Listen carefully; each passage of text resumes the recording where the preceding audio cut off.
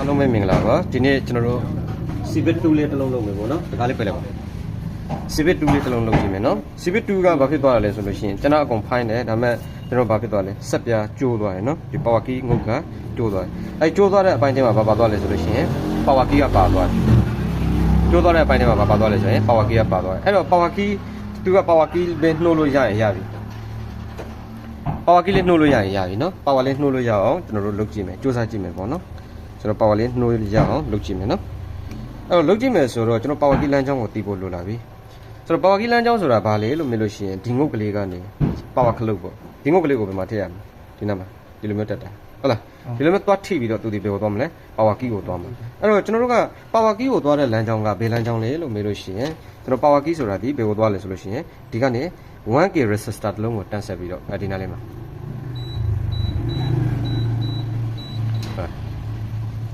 ဒီ 1k resistor လေးတစ်လုံးကိုတန်းဆက်ပြီးတော့ဒီမှာဒုတိယအလုံးလေး 1k resistor လေးတစ်လုံးကိုတန်းဆက်ပြီးတော့သူဒီဘယ်ကိုသွားလဲဆိုလို့ရှိရင်ဒီတောင်းလေးမှာရှိတဲ့ IC လေးတစ်လုံးရှိတယ် power key IC လေး power key IC လေးကတိတန့်လာတယ်နော် crystal နဲ့ clock ဘိုင်းတွေကိုအကုန်လုံးတွဲပြီးလုပ်တဲ့ IC လေးပေါ့ဆိုတော့အဲ့ IC လေးတွေကိုဝင်ပါတယ်ဒါဆိုရင်ကျွန်တော်တို့ကသူကစက်ပြားကကျိုးသွားပြီဖြစ်တဲ့အတွက်ဘာဖြစ်သွားလဲလမ်းကြောင်းပြတ်သွားတာပေါ့ကျိုးသွားတဲ့အတွက်ဘာဖြစ်လဲလမ်းကြောင်းပြတ်သွားတာပေါ့အဲ့တော့လမ်းကြောင်းပြတ်သွားတယ်ဆိုတော့ဒီကနေကျွန်တော်တို့ဒီငုတ်ကလေးကနေ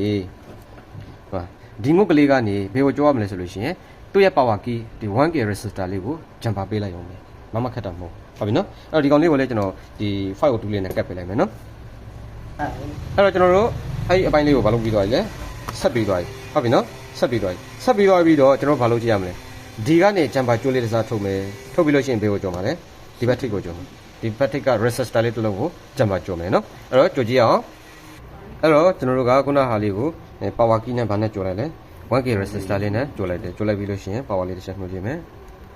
power နှိုးကြည့်တဲ့အခါမှာခလုတ်လေးလုတ်တဲ့အခါမှာတက်လာပြီပေါ့နော်ဒါလေးပါပဲအဓိကကတော့ဗာလဲဆိုလို့ရှိရင်ကျွန်တော်လုတ်ရေးကန်ရေးရှိဖို့လိုတယ်နော်ရိုက်လားဘာနဲ့ဘာကိုဆက်တာလဲလို့ကျွန်တော်တို့ကြည့်မယ်ဆိုလို့ရှိရင် power key လမ်းကြောင်းလေးကိုတစ်ချက်ဆေးရပါလိ Civic 2မှာကျွန်တော်တို့က power key ဒီဘယ်ကိုသွားလဲဆိုလို့ရှိရင်ဒါ power key ခလုတ် power key ခလုတ်ကနေဘယ်ကိုသွားလဲဆိုလို့ရှိရင် 1k resistor တစ်လုံးကိုတန်းဆက်တယ်ပြီးလို့ရှိရင်capacitor လေးတစ်လုံးကို filter လုပ်တယ် capacitor ကဘာလုပ်တာလဲဆိုလို့ရှိရင်ဘူးကို short ချပေးတာ resistor ကဘာလဲ resistance ကိုထိန်းညှိပေးတာ 1k ရှိပါတယ်ဘာရှိလဲ 1k တဲ့ရိုးသွားလို့ရှိရင် logo လေးတာတို့ဘာတို့ auto reboot ကြတာတို့အဲ့လိုမျိုးဖြစ်တယ်ပြီးရင်သူဒီဘယ်ကိုသွားလဲဆိုလို့ရှိရင် IC တွေကိုသွားတယ်ဘယ် IC တွေကိုသွားလဲဆိုလို့ရှိရင်ကျွန်တော်ဒီ down လေးမှာပါတယ်ဘာလဲ power key အတွက်တက်အလုပ်လုပ်တဲ့ IC ပေါ့ clock ဘိုင်းတွေအတွက်clock နဲ့ control ဘိုင်းတွေအတွက်အလုပ်လုပ်ပေးတဲ့ IC တက် main power IC မဟုတ်ဘူးเนาะ second power IC လည်းမဟုတ်ဘူးเนาะ control IC လေးเนาะcontrol ဘိုင်းတွေကိုအဓိကအလုပ်လုပ်တဲ့ IC လေးကိုသွားတယ်အဲ့ IC လေးကဘာလုပ်လဲဆိုလို့ရှိရင် crystal လေးနဲ့ဟော power key ကိုနှိပ်လိုက်တဲ့အခါမှာ0 signal တကူရောက်သွားပြီးတော့ crystal ကိုလှုပ်နှိုးလိုက်တယ်ဒီ IC ကနေတစ်ဆင့်ဘယ်ကိုနှိုးမလဲဆိုလို့ရှိရင် power IC တွေကိုလှမ်းပြီးနှိုးတယ်အဲ့တော့ဒီလမ်းကြောင်းမှာဘာရှိရမလဲဆိုလို့ရှိရင် Qualcomm CPU သုံးထားတဲ့အတွက် 1.7 လောက်ထိကျွန်တော်တို့ရှိရဟုတ်ပြီလားအဲ့တော့အခုကသူကငုတ်ကဘယ်ထဲမှာပါသွားလဲဆိုလို့ရှိရင်ကျိုးသွားတဲ့အထိဒီအပိုင်းထဲမှာပါသွားတယ်ဒါဆိုရင်ဒါလမ်းကြောင်းဆက်သွားလမ်းကြောင်းပြတ်သွားတဲ့အနေအထားပဲရှိတယ်နားလမ်းမသိဘူးအခုငါတို့လောက်တာလွေးလွေလေးလမ်းကြောင်းပြတ်သွားတဲ့အနေအထားပဲရှိတယ်ဟုတ်ပြီနော်အဲ့ပြတ်သွားတဲ့လမ်းကြောင်းကိုဘာလုပ်တာလဲဆက်ပေးတာအဲ့ဒါပဲရပြီနော်အဲ့တော့အခုကဘာဖြစ်သွားပြီလဲโอเคသွားပြီဆက်ပြကျိုးနေတယ်ဆိုပြီးတော့မရတော့ဘူးဘာဘူးညာဘူးအဲ့လိုမျိုးမဟုတ်ဘူးရတဲ့ဆက်ပြတယ်လေအများကြီးရှိတယ်ဟုတ်ပြီလားအားလုံးကိုကျေးဇူးတင်ပါတယ်